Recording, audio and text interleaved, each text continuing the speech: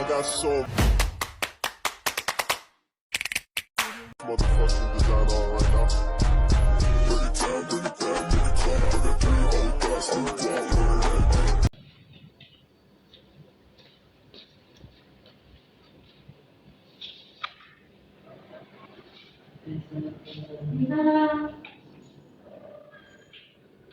Kita sudah ada janji dengan saya? Oh, udah, Pak. Iya, dengan Oh, oke.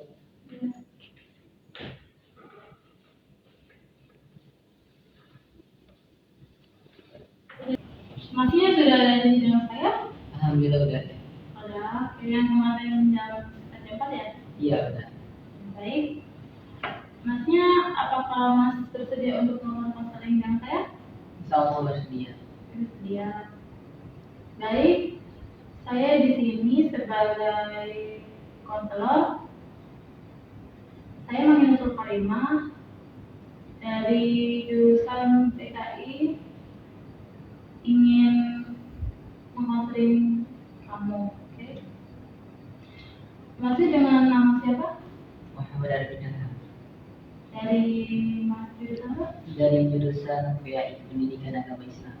Oke, baik.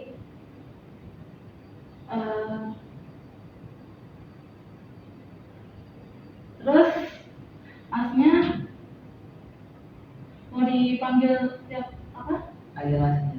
Mas. Oke, saya ikut kamu aja ya. Mau dipanggil Bu, saya atau apa? Oh, ya baik. Oke, baik. Sebelumnya Masnya sudah pernah melakukan konseling individual ini? Oh, sebelumnya belum pernah. Baik, saya akan menjelaskan apa itu konseling individual. Konseling individual merupakan suatu layanan yang dilakukan oleh kepada konselor dan konseli secara face to face dengan dilakukan oleh konselor kepada klien untuk membantu menyelesaikan permasalahan klien tersebut supaya klien ini bisa mandiri dan mampu mengendalikan dirinya. Jadi saya tuh punya 5 asas. 5 asas. Yang pertama itu asas kerahasiaan. Jadi suatu yang dibicarakan antara klien dan konselor tidak boleh disampaikan ataupun tidak boleh diketahui orang lain. Di mana ada kegiatan pelayanan konseling ini adanya pembicaraan mengenai hal-hal yang pribadi dari klien tersebut. Oleh karena itu, sebagai konselor wajib untuk menjaga data klien ini. Baik, yang kedua, dalam proses pelayanan bimbingan konseling, maka sangat diperlukan sesuatu yang sukarela. Sukarela ini bermaksud bahwa dalam pelaksanaan pelayanan bimbingan konseling tidak ada paksaan sama sekali menceritakan atau menjelaskan masalah yang dialaminya kepada konselor. Jadi, konselor juga hendaknya dapat memberikan bantuan dengan ikhlas tanpa terpaksa. Apakah Masnya dengan sukarela? Alhamdulillah ikhlas. Oke, baik. Yang ketiga, lanjutannya asas keterbukaan. Dalam pelaksanaan bimbingan dan konseling sangat diperlukan suatu keterbukaan, baik keterbukaan dari konselor maupun keterbukaan dari klien. Keterbukaan ini tidak hanya sekedar bersedia menerima saran dari orang lain, tetapi juga diharapkan masing-masing pihak yang bersangkutan, yaitu konselor dengan klien, bersedia membuka diri untuk kepentingan pemecahan masalah. Jadi maksudnya apa yang dialaminya harus bisa ke semuanya. Oke, baik. Selanjutnya, asas kekinian. Jadi masalah yang sekarang dialaminya itu, yang dialami sekarang diceritakan semuanya. Kita akan menyelesaikan masalah sama-sama dan saya akan membantu Masnya. Yang kelima, ini keputusan ada di klien.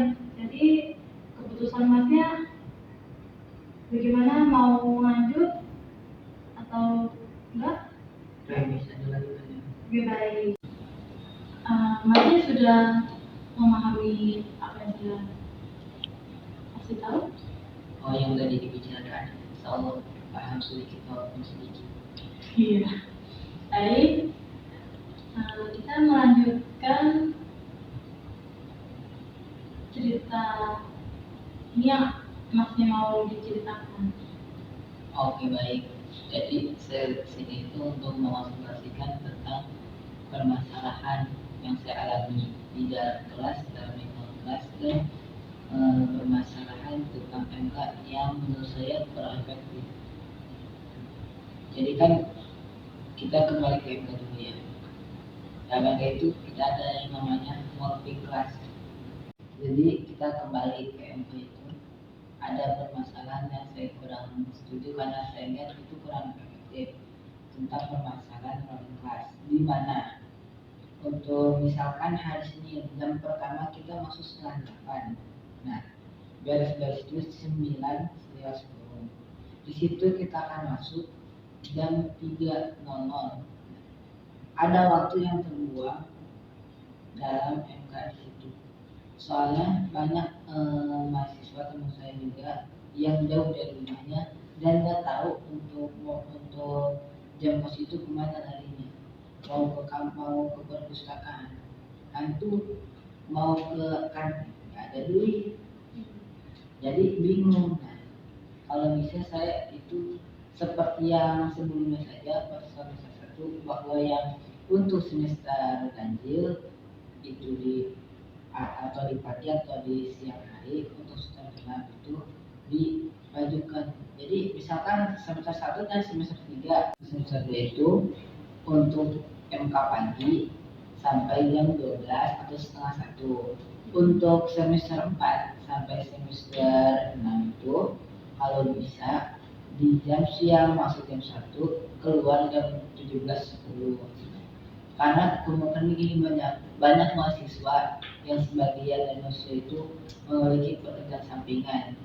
Contohnya itu ada mahasiswa teman saya, dia itu kerja sampingan di lingkungan sekolah itu menjaga TU. Nah, kan kita di sekolah itu masuknya pagi, keluar itu habis zuhur. Nah, dalam memanfaatkan waktu itu, dia itu bisa untuk bekerja, untuk menambah uang jajannya, untuk membayar KP-nya. Jika di dalam universitas ini dijadwalkan MK yang seperti itu oleh kelas, jadi kurang efektif menurut saya karena menghambat itu banyak kegiatan di luar. Gitu. Jadi Anda tuh merasa bingung kalau jamnya tidak rata dengan sesuai itu. Jadi saya merasa kurang nyaman lah terhadap ketentuan yang diberikan oleh fakultas. Begitu. Kelihatannya masnya tuh ingin sesuai jamnya gitu ya. Iya. Jadi diubah seperti yang awal-awal lagi. Kayak yang pagi dari siang sore. Iya begitu. Karena teman masnya memiliki kegiatan bisa begitu. Jadi saya tuh punya ada dua pendapat. Nah, yang pertama tuh minta pengajuan ke akademik. Dia minta keputusan sama teman-teman masnya buat pengajuan ke akademik. Yang kedua tentang perform, jadi itu bisa nanti pendapat masnya biar dosen dan teman akademik itu bisa mengetahui keluh kesah mahasiswa. Baik, masnya tuh mau menyelesaikan dengan pilihan pendapat kedua. Dari dua pendapat itu ya, kemungkinan saya akan mengajukan karena kalau pendapat yang kedua itu mengisi program itu kurang, jadi tekanan itu kurang kepada dosen atau akademik. Kalau kita mengajukan seperti surat, kita langsung berhadapan, kita langsung mengajukan bukti. Nah, itu insya Allah bisa untuk merubah sistem yang telah dijalankan menjadi sistem kembali yang lebih efektif. Sepertinya yang pertama saya akan memilih dengan cara mengajukan. Dengan mengajukan langsung ke ruang akademik ya. Oh iya, jadi untuk permasalahan saya yang alami, saya pernah ada di lingkungan yang kurang baik, bisa dikatakan itu lingkungan sangat toksik. Di mana lingkungan itu saya merasa membawa ke dalam yang kurang bermanfaat dari segi lingkungan yang teman-temannya berkata-kata kasar, terus lingkungan yang pergaulannya sangat bebas. Di situ tuh saya kadang ingin keluar dari zona itu, tapi kadang terpaku oleh yang lain, hal asik yang lain. Di situ saya bingung bagaimana nih untuk merubah diri saya menjadi lebih baik tingkatan tertentu untuk agar saya keluar dari lingkungan itu tidak mengurangi rasa atau menyinggung perasaan teman-teman saya. Saya masih bingung. Kelihatannya masnya merasa tidak nyaman ya Iya. dengan teman-teman mas yang kata-kata tidak baik itu ya. Saya bingung solusi saya itu untuk menjauhi dari lingkungan itu bagaimana. Saya merasa untuk dirinya juga takut masih tersinggung biar tidak menyakiti teman saya. Jadi yang menurut saya, pendapat saya yang pertama itu makanya menghindari atau menjauh pelan-pelan. Masnya itu mencoba untuk menghindari atau menjauhkan perlahan agar tidak bergabung dengan teman-teman yang seperti itu. Takutnya masnya mengikuti kata-kata mereka yang tidak baik itu. Itu yang pendapat kedua. Kalau jika masnya ingin bersama teman-temannya, jadi masnya tidak mendengar kata-kata jika dia yang ngomong kata-kata kasar, lebih baik masnya istighfar atau gimana gitu biar nggak masuk menyerap ke otaknya gitu. Mencoba menolak secara halus dengan ajakan teman-temannya kayak mengajak kopi, mengajak kumpul. Jadi masih menolak secara halus, ada sesuatu gitu, maaf mas mau ada acara keluarga, mau gimana orang tua begini. Jadi agar teman itu berpikir kalau mas itu sedang sibuk atau sedang ada aktivitas yang tidak bisa diganggu. Jadi biar teman itu berpikir kalau oh berarti udah sibuk, udah preferensi, jadi maksudnya temennya udah menjauhin. Kalau teman baik pasti bakalan nemenin masnya gitu kan. Terus pendapat yang ketiga tadi masnya ingin Baik, dari tiga pertanyaan itu yang diberikan tadi sepertinya saya lebih senang kepada menghindari, karena menghindari itu daripada menolak, karena menolak lebih kepada penolakan terlihat banget dan akhirnya oh gitu ya, maaf saya bisa itu seperti bisa menyinggung perasaan teman juga. Kalau kita menghindari secara perlahan dan mencari solusi, misalkan teman ada yang mengatakan oh ini maaf ya saya lagi ada keperluan, saya bantu ibu, bantu toko di baru. Sepertinya teman itu melihat kita, oh dia percaya bahwasanya dia itu punya pekerjaan, ada pekerjaan yang harus dia lakukan. Nah di situ kita bisa tidak merasa tidak enak, kita bisa dengan menolak secara halus. Sebenarnya itu yang saya harapkan pada lingkungan yang saya jalani. baik, berarti yang masnya itu memilih yang pendapat pertama.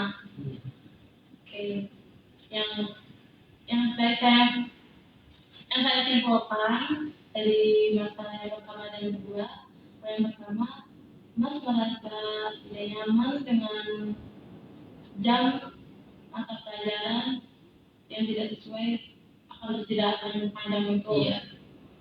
Terus yang kedua itu masalahnya Mas tidak merasa nyaman dengan teman-temannya dengan kata-kata yang tidak baik itu. Iya. Itu kan apakah Mas ada masalah lagi? Nah, sepertinya sih hanya itu saja yang saya ceritakan. Oke, baik. Jadi terima kasih ya Mas sudah bersedia berkonseling dengan saya, sudah menceritakan masalah-masalah yang saya alami itu. Maaf jika kurang pas dengan jawabannya. Oke, Oh ya, terima kasih juga saya telah diberikan arahan bagaimana solusi-solusi yang saya ambil untuk ke depan. Saya juga berterima kasih kepada tante yang telah. ya Mas. Terima kasih Mas sudah menjadi saya menteri di tempat saya dan semuanya ya Mas ya. Iya. Ya, terima kasih juga kepada tante solusi-solusinya yang diberikan. Oke. Sebelumnya saya mau izin pamit undur diri. Ya baik, saya akan mengantar teman-teman.